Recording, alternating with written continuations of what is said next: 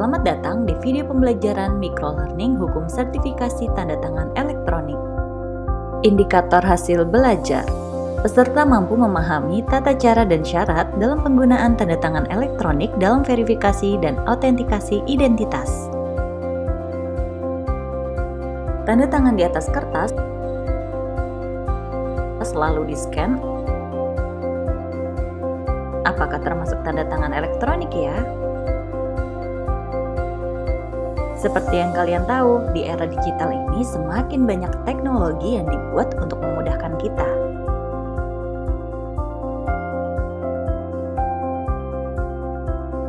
Salah satunya, peraturan yang diubah adalah mengenai tanda tangan elektronik.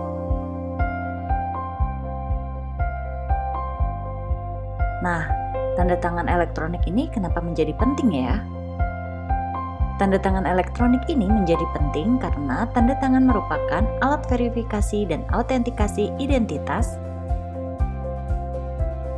yang diperlukan seseorang untuk melakukan suatu perbuatan hukum.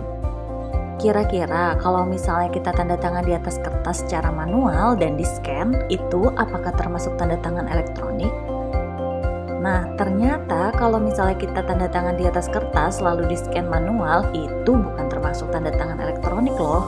Namun, ada beberapa syarat dan tata cara supaya tanda tanganmu ini berkekuatan hukum dan menghasilkan akibat hukum.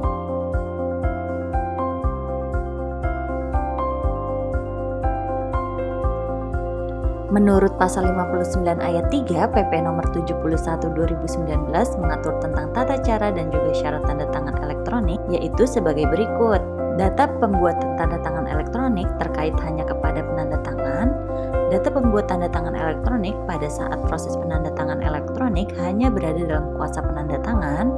Segala perubahan terhadap tanda tangan elektronik yang terjadi setelah waktu penandatanganan dapat diketahui.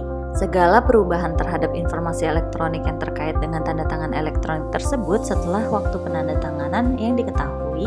Terdapat cara tertentu yang dipakai untuk mengidentifikasi siapa penanda tangannya. Dan yang terakhir, terdapat cara tertentu untuk menunjukkan bahwa penanda tangan telah memberikan persetujuan terhadap informasi elektronik yang terkait.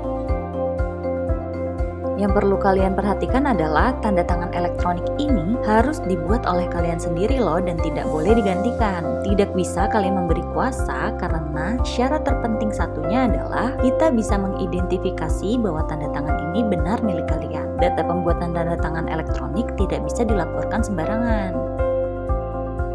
Menurut pasal 61 ayat 2 itu akan dibuat oleh penyelenggara sertifikasi elektronik atau yang disingkat PSRE. Pasti banyak dari kalian yang belum mengenal apa itu PSRE. PSRE itu merupakan badan hukum di bawah Kominfo yang tugasnya adalah memberikan dan mengaudit sertifikasi elektronik. Jadi, selain sertifikasi elektronik, PSRE bisa membuat tanda tangan elektronik dan segel elektronik. Segel elektronik itu sebenarnya sama dengan tanda tangan elektronik, tetapi itu untuk badan usaha. Kenapa sih harus dibuat dengan syarat-syarat dan tata cara seperti ini? Karena dengan cara seperti ini, kita dapat mengantisipasi jika ada penyalahgunaan tanda tangan elektronik yang dipakai oleh orang lain. Sehingga hal tersebut dapat membuktikan bahwa itu merupakan tanda tangan asli milik kalian. Apalagi sekarang banyak sekali kejahatan digital yang terjadi. Salah satunya dengan oknum yang memakai identitas kalian dan juga memakai tanda tangan kalian tanpa izin. Sehingga kita harus selalu berhati-hati. Oleh karena itu, tanda tangan elektronik diatur dengan tata cara dan syarat yang harus ditepati. Gimana Sobat ATR? Tanda tangan aja sekarang bisa online loh, apalagi konsultasi hukum.